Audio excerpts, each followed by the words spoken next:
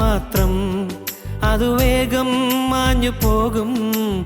ആരെതിർത്തെന്നാലും അത് പോകും നിശ്ചയം. മണ്ണിൽ നേടിയതെല്ലാം നൊടി നേരം പോയിടും. കണ്ടിടും നാം വിണ്ണിൽ ദൂരയാദേശം. മണ്ണിൽ നേടിയതെല്ലാം നൊടി നേരം പോയിടും. കണ്ടിടും നാം വിണ്ണിൽ ദൂരയാദേശം. ഒരുങ്ങിട്ടുണ്ടോ നാം, ഒരുങ്ങിട്ടുണ്ടോ? വിശുദ്ധിയെ തികച്ചങ്ങു പറന്നു പോകാം. ഒരുങ്ങിട്ടുണ്ടോ നാം, ഒരുങ്ങിട്ടുണ്ടോ? വിശുദ്ധിയെ തികച്ചങ്ങു പറന്നു പോകാം.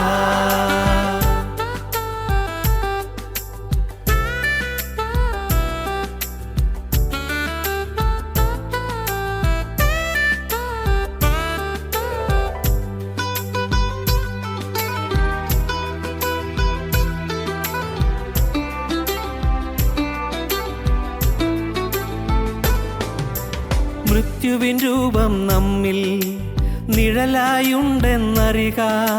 പ്രായം നോക്കാതൊരു നാൾ അതു നമ്മിൽ വന്നിടും.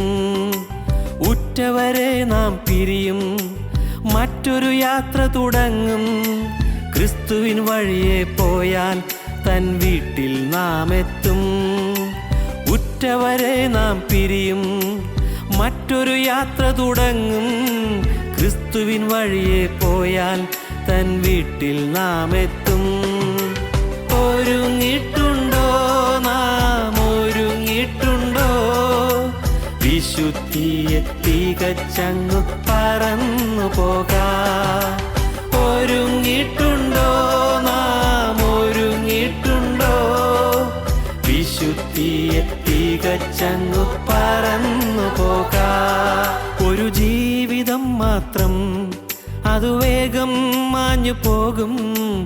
ആരെതിർത്തെന്നാലും അത് പോകും നിശ്ചയം. മണ്ണിൽ നേടിയതെല്ലാം നൊടി നേരം പോയിടും. കണ്ടിടും നാം വിണ്ണിൽ ദൂരയാദേശം. മണ്ണിൽ നേടിയതെല്ലാം നൊടി നേരം പോയിടും. കണ്ടിടും നാം വിണ്ണിൽ ദൂരയാദേശം. ഒരുങ്ങിട്ടുണ്ടോ നാം, ഒരുങ്ങിട്ടുണ്ടോ? വിശുദ്ധിയെ തികച്ചങ്ങു പറന്നു പോകാം. ഒരുങ്ങിട്ടുണ്ടോ നാം, ഒരുങ്ങിട്ടുണ്ടോ? വിശുദ്ധിയെ തികച്ചങ്ങു പറന്നു പോകാം. ഞങ്ങളോ ക്രൂശിക്കപ്പെട്ട ക്രിസ്തുവിനെ പ്രസംഗിക്കുന്നു. ദൈവ തിരുനാമത്തിന് മഹത്വം ഉണ്ടാകട്ടെ. ഉൽപ്പത്തി പുസ്തകം 50-ാമത്തെ അധ്യായം 14-ാമത്തെ വാക്യം മുതലുള്ള ചില വാക്യങ്ങൾ വായിച്ച് കേൾപ്പിക്കാം. യോസേപ്പ് അപ്പനെ അടക്കിയ ശേഷം അവനും സഹോദരന്മാരും അവൻ്റെ അപ്പനെ അടക്കുവാൻ കൂടെ പോയിരുന്ന എല്ലാവരും മിസ്രയീമിലേക്ക് മടങ്ങിപ്പോന്നു. അപ്പൻ മരിച്ചുപോയി എന്ന് യോസേപ്പിൻ്റെ സഹോദരന്മാർ കണ്ടിട്ട്, പക്ഷേ യോസേപ്പ് നമ്മെ ദ്വേഷിച്ച് നാം അവനോട് ചെയ്ത സകലദോഷത്തിനും നമ്മോട് പ്രതികാരം ചെയ്യും എന്ന് പറഞ്ഞു. അവർ യോസേപ്പിൻ്റെ അടുക്കൽ ആളയച്ചു. അപ്പൻ മരിക്കും മുൻപേ നിൻ്റെ സഹോദരന്മാർ നിന്നോട് ദോഷം ചെയ്തു, അവർ ചെയ്ത അതിക്രമവും പാപവും നീ ക്ഷമിക്കണമെന്ന് യോസേപ്പിനോട് പറവീൻ എന്ന് കൽപ്പിച്ചിരിക്കുന്നു. ആകയാൽ അപ്പൻ്റെ ദൈവത്തിൻ്റെ ദാസന്മാരുടെ ദ്രോഹം ക്ഷമിക്കണമേ എന്ന് പറയിച്ചു. അവർ യൗസേപ്പിനോട് സംസാരിക്കുമ്പോൾ അവൻ കരഞ്ഞു. അവൻ്റെ സഹോദരന്മാർ ചെന്ന് അവൻ്റെ മുൻപാകെ വീണു. ഇതാ ഞങ്ങൾ നിനക്ക് അടിമകൾ എന്ന് പറഞ്ഞു.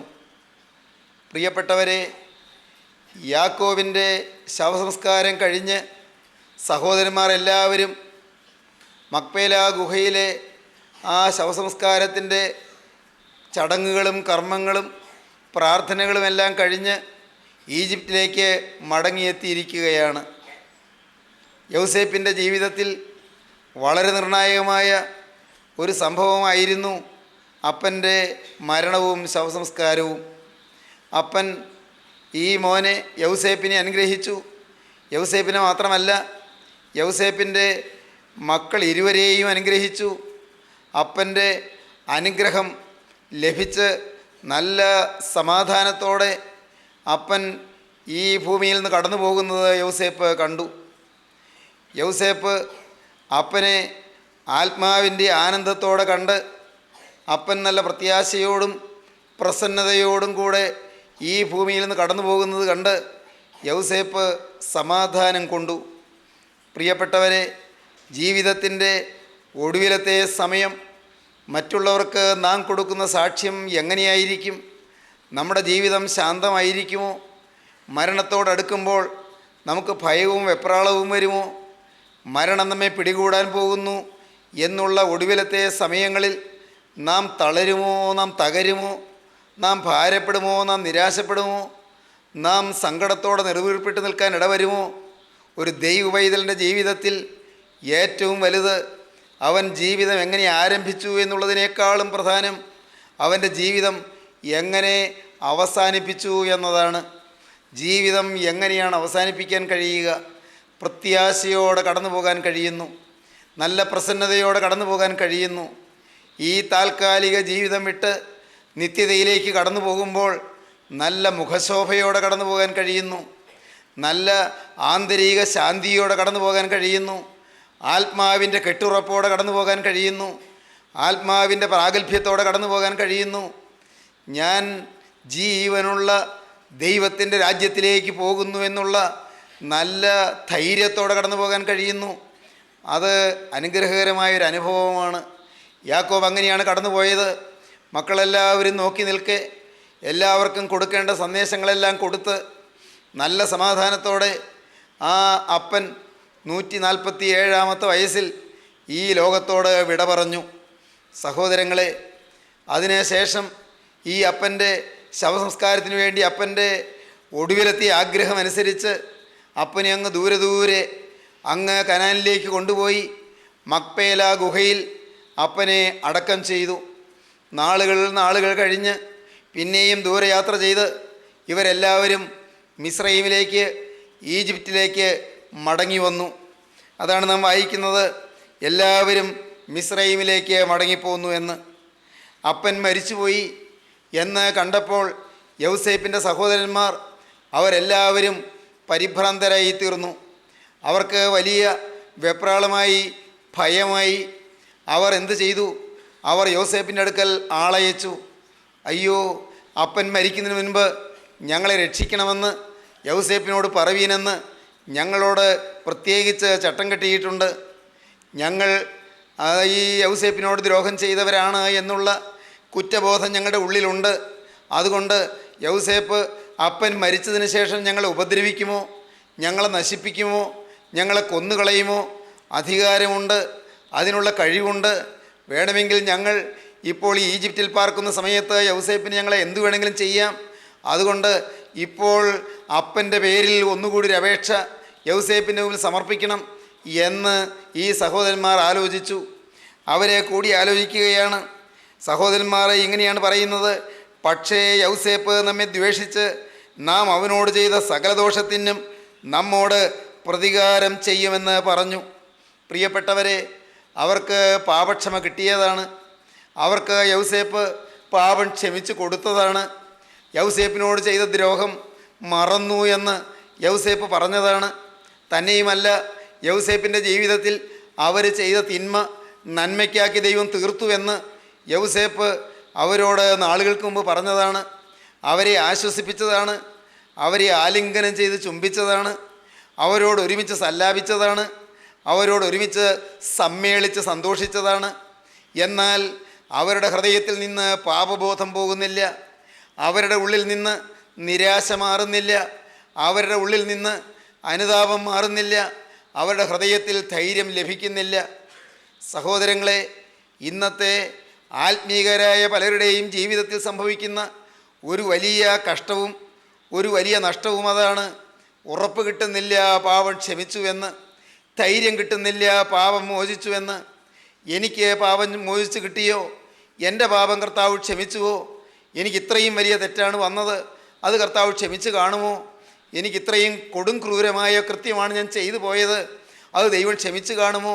എത്ര നിഷ്ഠൂരമായി ക്രൂരമായിട്ടാണ് ഞാൻ പെരുമാറിയത്, അത് കർത്താവ് എനിക്ക് പുറത്ത് തന്നു കാണുമോ എന്നിങ്ങനെ ചിന്തിക്കുന്ന ആളുകളുണ്ട്. സംശയാലുക്കളാണ് അവർ നിരാശയിൽ നിന്ന് നിരാശയിലേക്ക് പിന്നെയും താണ് പോവുകയാണ്. പ്രിയപ്പെട്ടവരെ, ഒരു മനോഹരമായ പുസ്തകമുണ്ട്, പരദേശി മോക്ഷയാത്ര എന്നാണ് ആ പുസ്തകത്തിൻ്റെ പേര്. വിശ്വസാഹിത്യത്തിലെ ഒരു നല്ല ക്ലാസിക്കാണ് പിൽഗ്രിംസ് പ്രോഗ്രസ്. ജോൺ ബെനിയൻ എന്ന് പറയുന്ന ഭക്തനായ ഒരു വിശ്വാസി എഴുതിയ മനോഹരമായ ഒരു പുസ്തകമാണ് പിൽഗ്രിംസ് പ്രോഗ്രസ്, മലയാളത്തിൽ പരദേശി മോക്ഷയാത്ര. നാം എല്ലാവരും വായിക്കേണ്ട ഒരു പുസ്തകമാണ്. വളരെ ഹൃദ്യമായ ആശയങ്ങളാണ് അതിനകത്തുള്ളത്. പരദേശി മോക്ഷയാത്രയിൽ ഏവങ്കലിസ്തൻ അഥവാ സുവിശേഷകൻ എന്ന് പറയുന്ന ഒരാൾ ക്രിസ്ത്യാനി എന്ന് പറയുന്ന ഒരാളുടെ അടുക്കൽ ചെല്ലുന്നതായി ആലങ്കാരികമായി അതിൽ വിവരണമുണ്ട്. മനോഹരമായൊരു വിവരണം. സാഹിത്യ ഭാഷയിൽ പറഞ്ഞാൽ ആ പുസ്തകം ഒരു അല്ലിഗറിയാണ്. അത് രൂപകാത്മക ഭാഷയിൽ രചിച്ചിരിക്കുന്ന സുന്ദരമായൊരു ഗ്രന്ഥമാണ്.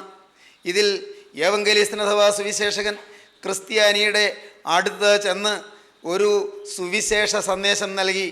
നീ ഈ പാർക്കുന്ന പട്ടണം നാശപട്ടണമാണ്, നീ മോക്ഷപട്ടണത്തിലേക്ക് യാത്ര ചെയ്യുവീൻ എന്ന് ക്രിസ്ത്യാനിയോട് പറഞ്ഞു എന്നാണ് കഥ തുടങ്ങുന്നത്. ക്രിസ്ത്യാനി നെടുവീർപ്പിടാൻ തുടങ്ങി. ഈ പട്ടണം താമസിയാതെ നശിക്കും, ഞാൻ പാർക്കുന്ന ഈ പട്ടണം നശിക്കും, മോക്ഷപട്ടണത്തിലേക്ക് യാത്ര പുറപ്പെടണം. ഭാര്യയോ മക്കളോ കൂടെ പോരുന്നു എന്ന് പോലും ചിന്തിച്ചില്ല. ക്രിസ്ത്യാനി പുറപ്പെട്ടു. ക്രിസ്ത്യാനി യാത്ര ചെയ്ത് മുന്നോട്ട് പോയി. മനോഹരമായ കഥയുടെ വിവരണത്തിൽ, ആലങ്കാരികമായ വിശദീകരണത്തിൽ, സുന്ദരമായ ചില കാവ്യസങ്കല്പങ്ങളുടെ ബഹുലമായ അനുരണനത്തോടെ മുഴങ്ങിക്കേൾക്കുന്നതായ നല്ല ആശയ സംഹിത അതിൽ നമുക്ക് കാണുവാൻ സാധിക്കും. എന്താണെന്നോ, ക്രിസ്ത്യാനി നമ്മുടെ ഓരോരുത്തരുടെയും പ്രതീകമാണ്. സുവിശേഷം നമുക്ക് ലഭിക്കുന്നു. സുവിശേഷം പറയുന്നത് നാശപട്ടണത്തിൽ നിന്ന് മോക്ഷപട്ടണത്തിലേക്ക് യാത്ര ചെയ്യണമെന്നാണ്. നാശപട്ടണത്തിലാണ് നാം താമസിക്കുന്നത്. ഇത് നശിക്കാനുള്ളതാണ് ഈ ഭൂമി. ആകാശം കൊടുമുഴക്കത്തോട് ഒഴിഞ്ഞു പോകും, മൂലപദാർത്ഥങ്ങൾ കത്തി അഴിയുകയും ഭൂമിയും അതിലുള്ള പണികളും വെന്തുപോകുകയും ചെയ്യും എന്ന് തിരുവചനം പറയുന്നത് ഓർമ്മപ്പെടുത്തിക്കൊണ്ട് നശിക്കുന്ന ഈ ഭൂമിയിൽ നിന്ന്, നശിക്കുന്ന ഈ ലോകത്തിൽ നിന്ന് അനശ്വരമായ, നാശമില്ലാത്ത, ശാശ്വതമായ നിത്യലോകത്തിലേക്ക്, നിത്യസ്വർഗത്തിലേക്ക് നാം യാത്ര ചെയ്യണം എന്നതാണ് സുവിശേഷത്തിൻ്റെ സന്ദേശം. അത് നാം ഓരോരുത്തരും കേട്ട് നാം ആത്മാവിൽ യാത്ര പുറപ്പെടണം. നാം ഓരോരുത്തരും നമ്മുടെ പാപമയമായ സാഹചര്യങ്ങളിൽ നിന്നും, പാപ പ്രകൃതിയിൽ നിന്നും, പാപ പ്രവൃത്തികളിൽ നിന്നും, പാപവാക്കുകളിൽ നിന്നും, പാപത്തിൻ്റെ എല്ലാ സ്വാധീനത്തിൽ നിന്നും മോചനം പ്രാപിച്ച് നാം യാത്ര ചെയ്യണം. അതാണ് സുവിശേഷത്തിൻ്റെ സന്ദേശത്തിൻ്റെ കാതൽ.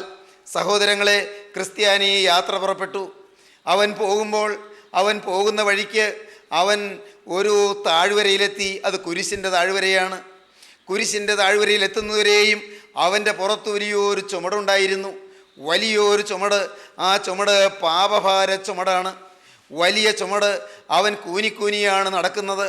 ആ ചുമട് പുറകിലുള്ളതുകൊണ്ട്, പുറത്തുള്ളതുകൊണ്ട് ചുമലിൽ പേറുന്ന പാപഭാര ചുമട്, അത് താങ്ങാൻ വയ്യാത്ത വലിയൊരു ചുമടാണ്. അവൻ ഈ ചുമട് എങ്ങനെ മാറും, എൻ്റെ യാത്ര എനിക്ക് സാധ്യമാകുന്നില്ലല്ലോ, യാത്ര സുഗമമായി നിർവഹിക്കാൻ കഴിയുന്നില്ലല്ലോ എന്നോർത്ത് അവൻ ഭാരത്തോടെ നെടുവീർപ്പിട്ടുകൊണ്ട് ഈ പാപഭാര ചുമട് എങ്ങനെ മാറും എന്നോർത്ത് അങ്ങനെ കരഞ്ഞുകൊണ്ട് നടന്നു പോകുമ്പോഴാണ് കുരിശിൻ്റെ ചുവട്ടിലെത്തുന്നത്. കുരിശിൻ്റെ താഴ്വരയിലെത്തി. കുരിശിൻ്റെ താഴ്വര കഴിഞ്ഞ് അവൻ അപ്പുറത്തേക്ക് കടന്നപ്പോൾ ചുമട് കാണാനില്ല, ചുമട് അവിടെ വീണുപോയി. ആ കുരിശിൻ്റെ താഴ്വര വിട്ട് അപ്പുറത്തേക്ക് മാറിയപ്പോഴേക്കും ചുമട് അവൻ്റെ ചുമലിൽ നിന്ന് താഴെ പോയി. അവനിപ്പോൾ നിവർന്നാണ് നടക്കുന്നത്. അവൻ നിവർന്ന് നടന്ന് നല്ല ധൈര്യത്തോടെ ദൈവത്തെ സ്തുതിച്ച് കീർത്തനങ്ങൾ പാടിക്കൊണ്ട്, സന്തോഷത്തിൻ്റെയും നന്ദിയുടെയും സ്തുതിയുടെയും ഗീതങ്ങൾ ആലപിച്ചുകൊണ്ട് അവൻ മുന്നോട്ട് പോവുകയാണ്. മനോഹരമായൊരു യാത്ര. പ്രിയപ്പെട്ടവരെ, അങ്ങനെ കുറേ നാളുകൾ മുന്നോട്ട് പോയി. അപ്പോഴുണ്ട് അവൻ ഒരു കോട്ടയിൽ ചെന്നുപെട്ടു.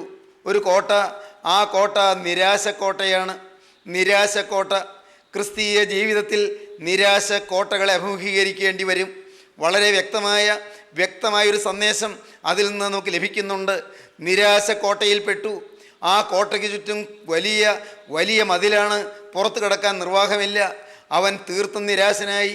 എന്താണ് നിരാശ? അവൻ ആ നിരാശ കോട്ടയിൽ ചെന്നപ്പോൾ അവിടെ ഒരു കുഴിയുടെ ചുറ്റും കുറേയേറെ ആളുകൾ നിൽക്കുന്നു. അനേകർ ആ കുഴിയിൽ വീണിട്ടുണ്ട്. അതിൻ്റെ ചുറ്റും നിന്നുകൊണ്ട് ഇതാ ആളുകളെല്ലാം കരയുകയാണ്.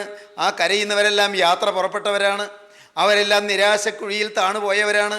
അവരെല്ലാം യാത്ര തുടങ്ങിയവരാണെങ്കിലും നിരാശപ്പെട്ട് അധപ്പതിച്ചു പോയവരാണ്. അവിടെ ഒരു മല്ലൻ നിൽക്കുന്നുണ്ട്. അവൻ്റെ പേര് ഭഗ്നാശൻ എന്നാണ്. ഭഗ്നാശൻ, പ്രിയപ്പെട്ടവരെ, ഈ ഭഗ്നാശൻ എന്ന് പറഞ്ഞാൽ നിരാശൻ തന്നെ. നിരാശ പറയുന്നവൻ, നിരാശയെക്കുറിച്ച് മാത്രം എപ്പോഴും പറഞ്ഞുകൊണ്ടിരിക്കുന്നവൻ. ഈ ഭഗ്നാശൻ അവിടെ ക്രിസ്ത്യാനിയോട് പറയുകയാണ്, ഇവരെല്ലാവരും നിന്നെപ്പോലെ യാത്ര പുറപ്പെട്ടവരാണ്. അവരെല്ലാം ഈ നിരാശക്കുഴിയിൽ വീണുപോയി. അവരെല്ലാം ഈ സംശയ കോട്ടയുടെ ഉള്ളിലുള്ള നിരാശക്കുഴിയിൽ വീണുപോയി.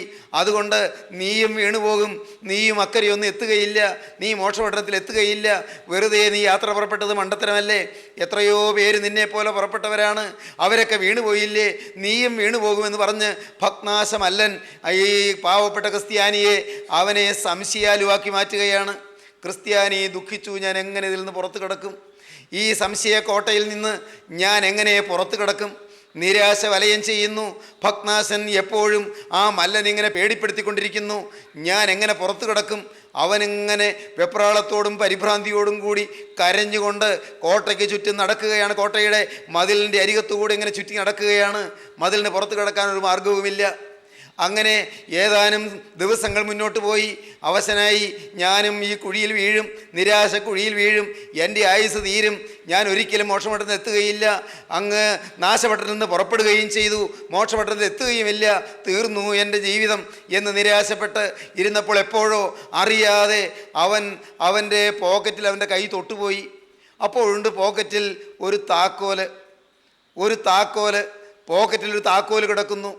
ആ താക്കോല് എന്താണ്? ആ താക്കോല് അത് വിശ്വാസം എന്ന താക്കോലാണ്. ഒരു താക്കോൽ അവൻ്റെ പോക്കറ്റിൽ കിടക്കുന്നു, വിശ്വാസം എന്ന താക്കോൽ. ആ താക്കോൽ അവൻ എടുത്തു.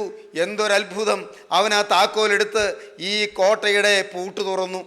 സുഖമായിട്ട് അവൻ പുറത്തു കടന്നു. അവൻ ദൈവത്തെ സ്തുതിക്കാൻ തുടങ്ങി. എൻ്റെ പാപം ക്ഷമിക്കുമോ? എൻ്റെ പാപം ക്ഷമിച്ചുവോ? എനിക്ക് മോചനമുണ്ടോ? എനിക്ക് നിത്യപട്ടണത്തിലെത്തുവാൻ സാധിക്കുമോ എന്നെല്ലാം നിരാശപ്പെട്ടിരുന്നവൻ അവൻ വിശ്വാസത്തിൻ്റെ താക്കോൽ കൊണ്ട് കോട്ട തുറന്ന് അവൻ മുന്നോട്ട് പോവുകയാണ്. പ്രിയപ്പെട്ടവരെ, അവൻ മുന്നോട്ടിങ്ങനെ പോകുമ്പോൾ അപ്പോഴുണ്ട് ഒരാൾ ഇടയ്ക്കിങ്ങനെ മേലോട്ട് നോക്കും, നെടുവീർപ്പിടും. പിന്നെയും അവൻ തന്നിലേക്ക് തന്നെ നോക്കിക്കൊണ്ട് കുനിഞ്ഞ് നടക്കും. പിന്നെയും മേലോട്ട് നോക്കും, നെടുവീർപ്പിടും. അങ്ങനെ ഒരാൾ പോകുന്നു. ആ ആളുടെ പേര് ചഞ്ചല ഹൃദയൻ എന്നാണ്. അവൻ ഭീരുവാണ്. അവൻ്റെ മനസ്സിന് ഒരു ഉറപ്പില്ല, കെട്ടുറപ്പില്ല. അവനും നിലവിളിച്ചു കൊണ്ട് നടക്കുകയാണ്. എനിക്കങ്ങ് എത്താൻ ഒക്കുകയില്ല, എൻ്റെ പാവം ക്ഷമിച്ചിട്ടില്ല, എനിക്കങ്ങ് ചെല്ലാൻ ഒക്കുകയില്ല. അവനും നിരാശയോടെ ഇങ്ങനെ ഭാരപ്പെട്ട് ചഞ്ചലഹൃദയം നടക്കുകയാണ്. ചഞ്ചലഹൃദയനൊരു കൂട്ടുകാരനുണ്ട്. കൂട്ടുകാരൻ്റെ പേര് ഭയമെന്നാണ്. ഭയം എന്ന കൂട്ടുകാരനും ചേർന്ന് നടക്കുകയാണ്. കഥ പോലെ വായിച്ചു പോകാം, പക്ഷേ മഹത്തായ ആശയങ്ങൾ അതിൻ്റെ ഉള്ളിലുണ്ട്. സഹോദരങ്ങളെ, ഞാൻ പറഞ്ഞു വന്നത് അനേകം വിശ്വാസികളെ തകർക്കുന്നത് സംശയവും നിരാശയും ഭയവുമാണ്. ഇവിടെ യൗസേപ്പിൻ്റെ സഹോദരന്മാർ ക്ഷീണിതരാകാൻ കാരണം, യൗസേപ്പ് ഞങ്ങളെ ശിക്ഷിക്കുമോ? യൗസേപ്പ് ഞങ്ങളെ ഉപദ്രവിക്കുമോ? യൗസേപ്പ് ഞങ്ങളെ നശിപ്പിക്കുമോ? അവർ ഭയപ്പെടുകയാണ്. നമ്മുടെ തെറ്റ് യൗസേപ്പ് ക്ഷമിച്ച് കാണുമോ? യൗസേപ്പ് അന്ന് ക്ഷമിച്ചു എന്നെല്ലാം പറഞ്ഞെങ്കിലും അത് പുറത്ത് കാണുമോ? അവർ ഭയവിഹ്വലരായിരിക്കുകയാണ്. അവർ പരിഭ്രാന്തരായിരിക്കുകയാണ്. അവർ വെപ്രാളപ്പെട്ടുകൊണ്ടിരിക്കുകയാണ്. അതാണ് അവർ പറയുന്നത്. പക്ഷേ യൗസേപ്പ് നമ്മെ ദ്വേഷിച്ച് നാം അവനോട് ചെയ്ത സകല ദോഷത്തിനും നമ്മോട് പ്രതികാരം ചെയ്യും എന്ന് പറഞ്ഞു. അവർ യൗസേപ്പിൻ്റെ അടുക്കൽ ആളയച്ചു.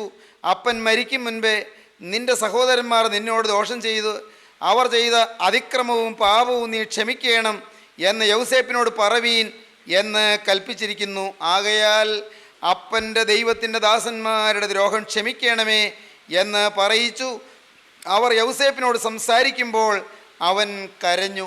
സഹോദരങ്ങളെ, അവരുടെ ഈ പരിഭ്രമത്തിൻ്റെ വാക്കുകൾ കേട്ടപ്പോൾ യൗസേപ്പ് കരയുകയാണ്.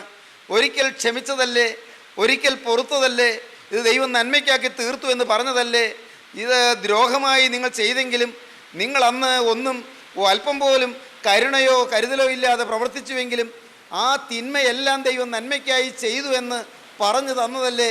എന്നിട്ടും നിങ്ങൾ ഇനിയും എന്നെ സംശയിക്കുന്നു, എൻ്റെ സ്നേഹത്തെ സംശയിക്കുന്നു, എൻ്റെ സ്നേഹത്തെ നിങ്ങൾ അവിശ്വസിക്കുന്നു എന്നാണ് യൗസേപ്പിൻ്റെ കരച്ചിലിൻ്റെ അർത്ഥം.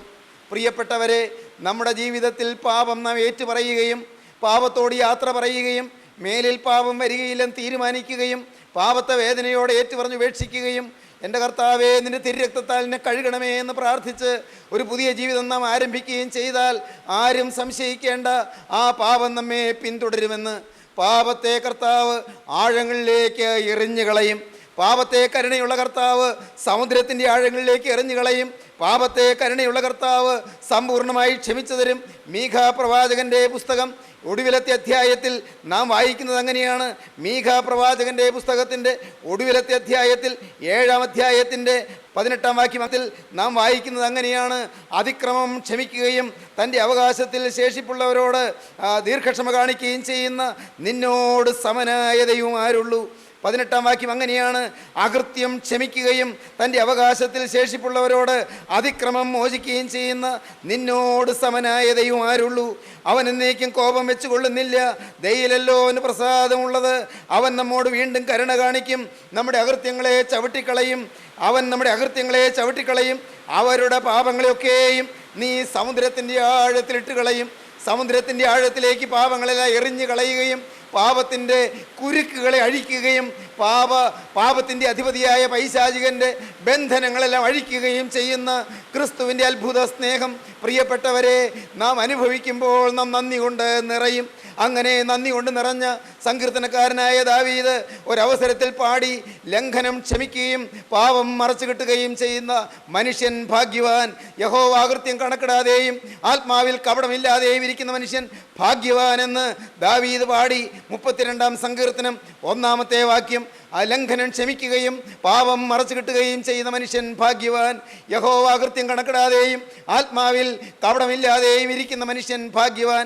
സഹോദരീ സഹോദരങ്ങളെ, നിങ്ങളുടെ ജീവിതത്തിൽ നിങ്ങൾ പാപങ്ങളെ ഏറ്റുപറഞ്ഞുപേക്ഷിച്ചുവോ? നിങ്ങൾ ക്രിസ്തുവിൻ്റെ അത്ഭുത സ്നേഹത്തെ നിങ്ങൾ വിശ്വസിക്കുന്നുവോ?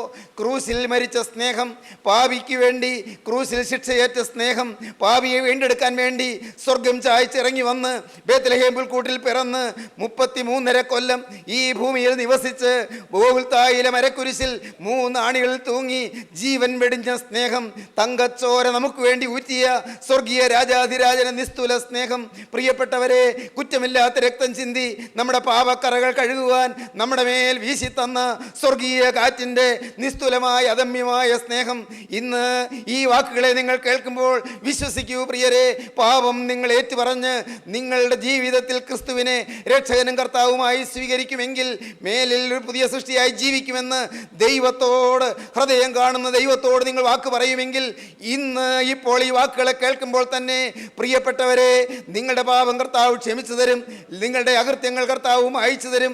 വിശ്വസിക്കൂ പ്രിയരെ, ആരും നിരാശപ്പെടരുത്, ആരും സംശയ കോട്ടയിൽ പെട്ടുപോകരുത്, ആരും നിരാശക്കുഴിയിൽ വീണു പോകരുത്, ആരും ഭഗ്നാശന്റെ വാക്കുകൾ കേട്ട് തളർന്നു പോകരുത്. ഓരോരുത്തരും വിശ്വാസത്തിന്റെ താക്കോൽ എടുക്കുവീൻ, വിശ്വാസത്തിന്റെ താക്കോൽ കയ്യിലെടുക്കുവീൻ, വിശ്വാസത്തിന്റെ താക്കോൽ കൊണ്ട് സംശയ കോട്ടയുടെ പൂട്ട് തുറക്കുവീൻ. ധൈര്യത്തോടെ നിങ്ങൾക്ക് മുന്നോട്ട് പോകാം. എന്തുകൊണ്ട്? നമുക്ക് വേണ്ടി ഒരാൾ ശിക്ഷ മുഴുവൻ വഹിച്ചു കഴിഞ്ഞു. നമ്മുടെ പാപത്തിന്റെ ശിക്ഷ നമുക്ക് വേണ്ടി കർത്താവായ യേശു ക്രൂസിൽ വഹിച്ചു കഴിഞ്ഞു. അവന്റെ തിരുരക്തം നമുക്ക് വേണ്ടി ഒഴുക്കി കഴിഞ്ഞു. അവന്റെ ദിവ്യ ജീവൻ നമുക്ക് വേണ്ടി ക്രൂസിൽ വെച്ച് കഴിഞ്ഞു. പ്രിയപ്പെട്ടവരെ, യേശുവിനെ നിങ്ങൾ ഇപ്പോൾ ഒന്ന് സ്വീകരിക്കുമോ? യേശു നിങ്ങളുടെ അരികത്തേക്ക് വന്നിട്ടുണ്ട്. യേശു നിങ്ങളുടെ സമീപത്ത് കൂടെ നടക്കുന്നുണ്ട്. യേശു നിങ്ങൾക്ക് വേണ്ടി ക്രൂസിൽ മരിച്ചു എന്ന ചരിത്ര യാഥാർത്ഥ്യം നിങ്ങളുടെ മുന്നിൽ വരച്ചു കാണിച്ചുകൊണ്ട് യേശുവിൻ്റെ തിരുരക്തം പുരണ്ട കരം നിങ്ങളുടെ നേരെ നീട്ടിയിട്ടുണ്ട്. ആ കരങ്ങൾ നിങ്ങളുടെ നേരെ നീട്ടിയിരിക്കുന്ന ഈ സമയത്ത് പ്രിയപ്പെട്ടവരെ, നിങ്ങൾ നിങ്ങളുടെ ജീവിതത്തെ, നിങ്ങളുടെ ആയുസ്സിനെ ജീവനുള്ള ക്രിസ്തുവിൻ്റെ കരങ്ങളിലേക്ക് ഒന്ന് വെച്ച് കൊടുക്കുമെങ്കിൽ അവൻ നിങ്ങളെ സ്വീകരിക്കും. നിങ്ങളുടെ പോരായ്മകൾ അവൻ മാറ്റും, നിങ്ങളുടെ പാപത്തിൻ്റെ കേടുകളും കെടുതികളും അവൻ മാറ്റും, നിങ്ങളുടെ എല്ലാ തിന്മകളും ദുഷ്ടതകളും അവൻ മാറ്റും. നിഷ്ഠൂര കൃത്യങ്ങൾ ചെയ്തു പോയ ഓരോരുത്തരും നിരാശപ്പെടാതെ രക്ഷകന്റെ തിരുമുഖത്തേക്ക് പ്രത്യാശയോടും വിശ്വാസത്തോടും കൂടി നോക്കുവീൻ. ഭക്നാശന്റെ വാക്കുകൾ കേട്ട് ഇനിയും നിങ്ങൾ മടിച്ചിരിക്കല്ലേ, ഇനിയും നിങ്ങൾ തളർന്നിരിക്കല്ലേ. യേശുക്രിസ്തുവിന്റെ കൃപയുടെ വചനം കേട്ടുകൊണ്ട് നിങ്ങൾ വിശ്വാസികളായി മുന്നോട്ട് വരുവീൻ. ഭക്നാശരാകാതെ, നിരാശരാകാതെ, വിശ്വാസത്തോടെ നിങ്ങൾ മുന്നോട്ട് വരുവീൻ. ഒരൊറ്റ കാര്യത്തിൽ നിങ്ങൾക്ക് ഉറപ്പിക്കാം, മേലിൽ പാപം ചെയ്യുകയില്ല എന്ന കാര്യത്തിൽ. ഇനി അരുതാത്തതിന് എന്നെ കിട്ടുകയില്ല. ഒരു 10 പൈസയ്ക്ക് പോലും ഒരു തെറ്റെൻ്റെ പക്ഷത്ത് വരികയില്ല. അവിശ്വസ്തത എനിക്ക് വരികയില്ല. സത്യസന്ധത എൻ്റെ കൈമുതലായിരിക്കും. കർത്താവേ, വിശുദ്ധി എൻ്റെ സ്വത്തായിരിക്കും. സ്നേഹം എൻ്റെ അടിസ്ഥാനമായിരിക്കും. യേശുവേ, സ്നേഹത്തിൽ അടിത്തറയൂന്നിക്കൊണ്ട് വിശുദ്ധി കൈമുതലാക്കിക്കൊണ്ട് പ്രത്യാശയോടെ ഞാനിതാ ക്രൂശിൻ ചുവട്ടിലേക്ക് വരുന്നു. എൻ്റെ പാപഭാര ചുമടുകളെല്ലാം ക്രൂശിൽ ചുമന്നൊഴിച്ചവനെ, നിന്റെ കൃപയിൽ ഞാൻ ശരണപ്പെടുന്നു. ആര് ഇപ്പോൾ ഇത് പറയുന്നു? യൗസേപ്പ് കരഞ്ഞു എന്ന് നാം വായിക്കുന്നു. യൗസേപ്പ് കരഞ്ഞു. യേശു ഇനിയും കരയാനിട വരുത്തല്ലേ. യേശു നിങ്ങളുടെ പാപങ്ങൾ ക്ഷമിച്ചു തന്നു എന്ന് വിശ്വസിച്ചുകൊണ്ട് പാപക്കറകൾ കഴുകുന്ന ആ പുണ്യാഹ രക്തത്തിൽ ആശ്രയിച്ചുകൊണ്ട് പ്രിയപ്പെട്ടവരെ, ധൈര്യശാലികളായി യേശുവിന്റെ പാദപീഠത്തിൽ വന്നിട്ട് പാപങ്ങൾ ഏറ്റുപറഞ്ഞിട്ട് ഒരു പുതിയ ജീവിതം നിങ്ങൾ ആരംഭിക്കുവീൻ. പുതിയ ജീവിതം ഇപ്പോൾ തന്നെ തുടങ്ങുവീൻ. കോപമില്ലാത്ത ജീവിതം, വാശിയില്ലാത്ത ജീവിതം, പിണക്കമില്ലാത്ത ജീവിതം, വൈരാഗ്യമില്ലാത്ത ജീവിതം, അഴുക്കില്ലാത്ത ജീവിതം, സത്യസന്ധമായ ജീവിതം. ഓ പ്രിയപ്പെട്ടവരെ, സൗഭാഗ്യപൂർണമായ ഒരു ജീവിതം വേണമോ നിങ്ങൾക്ക്? ആ ജീവൻ നിങ്ങൾക്ക് തരാൻ, ആ സ്നേഹം നിങ്ങൾക്ക് തരാൻ ഉടയവൻ നിങ്ങളുടെ അരികത്തെത്തി നിൽക്കുകയാണ്. അവൻ നിങ്ങളുടെ സമീപത്ത് വന്നിട്ടുണ്ട്. അവൻ്റെ പാദത്തിൽ വീഴുവീൻ, അവനോട് വാക്ക് പറയുവീൻ, അവൻ്റെ കരത്തിലേക്ക് ഏൽപ്പിച്ചു കൊടുക്കുവീൻ. ജീവിതത്തിൽ വ്യക്തമായ തീരുമാനമെടുക്കുവീൻ. അവനോട് വാക്ക് പറഞ്ഞുകൊണ്ട് നിങ്ങളുടെ ഹൃദയം അവന് വേണ്ടി തുറന്നു കൊടുക്കുവീൻ. യേശുവേ, നീ എൻ്റെ ഹൃദയത്തിലേക്ക് വരണമേ എന്ന് ഉള്ളു തുറന്ന് പ്രാർത്ഥിപ്പീൻ. നമുക്ക് പ്രാർത്ഥിക്കാം. സ്നേഹം നിറഞ്ഞ പിതാവേ, കരുണയുള്ള കർത്താവേ, ഈ മനോഹരമായ സമയത്തിനായി ഞങ്ങൾ നിന്നെ സ്തുതിക്കുന്നു കർത്താവേ. അവിടുത്തെ കൃപയുടെ വചനങ്ങൾക്കായി സ്തോത്രം. അവിടുത്തെ ജീവന്റെ അരുളപ്പാടുകൾക്കായി സ്തോത്രം. സ്നേഹത്തിന്റെ സന്ദേശത്തിനായി സ്തോത്രം. എല്ലാവരെയും അനുഗ്രഹിക്കണമേ കർത്താവേ. തീരുമാനമെടുത്തവരുടെ ശിരസിലൂടെ അവിടുത്തെ കരം വെക്കണമേ കർത്താവേ. തിരക്തം പുരട്ടണമേ കർത്താവേ. പുതുജീവൻ ഏകണമേ കർത്താവേ. ഭാരപ്പെട്ടിരിക്കുന്നവര്, ആകുലപ്പെട്ടിരിക്കുന്നവര്, മനസ്സ് നീറി പുകഞ്ഞിരിക്കുന്നവര്, രോഗികളായി വലഞ്ഞിരിക്കുന്നവര്, ചികിത്സ ഫലിക്കാതെ നിരാശപ്പെട്ടിരിക്കുന്നവര്, കർത്താവേ, നിന്റെ ഈ പ്രിയ മക്കളെ അനുഗ്രഹിക്കണമേ. എല്ലാവരെയും ആശീർവദിക്കണമേ. എല്ലാവരെയും വാഴ്ത്തണമേ. തിരുനാമം മഹത്വപ്പെടുത്തണമേ. യേശുക്രിസ്തുവിന്റെ വിലയേറിയ നാമത്തിൽ തന്നെ ആമേൻ. ദൈവത്തിന് സ്തോത്രം. ജീവിത പ്രതിസന്ധികളുടെ നീർച്ചുഴിയിൽപ്പെട്ട് നട്ടം തിരിയുന്നവനാണോ നീ? പാപഭാരത്താൽ നിന്റെ മനസ്സ് തളർന്നിരിക്കുകയാണോ? വരൂ, യേശുക്രിസ്തുവിൻ്റെ തിരുവചനത്തിലേക്ക്. ക്രൂശിക്കപ്പെട്ട ക്രിസ്തുവിനെ മാത്രം പ്രസംഗിക്കുന്ന ക്രിസ്ത്യൻ റിവൈവൽ ഫെലോഷിപ്പിൻ്റെ രാജ്യാന്തര സുവിശേഷ മഹായോഗം ഡിസംബർ 27 മുതൽ 31 വരെ കോലഞ്ചേരി ഞാറ്റുംകാലായിൽ ഹിൽ ടോപ്പിൽ വച്ച് നടത്തപ്പെടുമ്പോൾ ഹൃദയ സമാധാനം നൽകുന്ന ക്രിസ്തുവിൻ്റെ അദൃശ്യകരങ്ങൾ നിന്നെ സ്പർശിക്കട്ടെ. വീണുപോയാൽ നിങ്ങൾ എഴുന്നേൽപ്പിക്കുന്ന കരം. വീണുപോയോ? പേടിക്കണ്ട, അടുത്ത് താങ്ങാൻ യേശുവുണ്ട്. ക്രിസ്ത്യൻ റിവൈവൽ ഫെലോഷിപ്പിലെ കർത്തൃ ശുശ്രൂഷകർ വിവിധ ശുശ്രൂഷകൾക്ക് നേതൃത്വം നൽകുന്നു. ഇപ്പോൾ ദൈവസന്നിധിയിൽ വിശ്രമിക്കുന്ന യശശരീരനായ പ്രൊഫസർ MY യോഹന്നാൻ സാർ ചെയ്ത അനശ്വരമായ വചന ശുശ്രൂഷകളും നിങ്ങൾക്ക് ശ്രവിക്കാം. സഭയുടെയും സമുദായത്തിൻ്റെയും അതിർവരമ്പുകൾക്കതീതമായി നിങ്ങളെ സ്നേഹിക്കുന്ന യേശുവിൻ്റെ വചനത്തിലേക്ക്, ഈ വചനവേദിയിലേക്ക് നിങ്ങളെ സ്നേഹത്തോടെ സ്വാഗതം ചെയ്യുന്നു.